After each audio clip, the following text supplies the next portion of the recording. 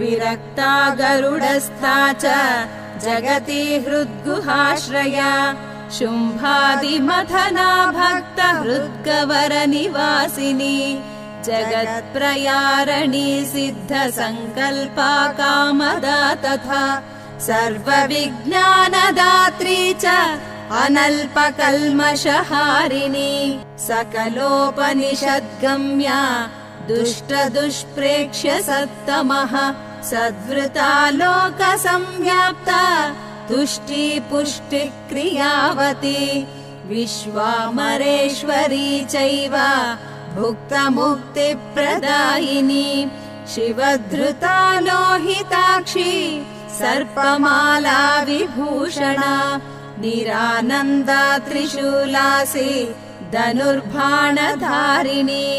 अशेषध्येयमूर्तिश्च देव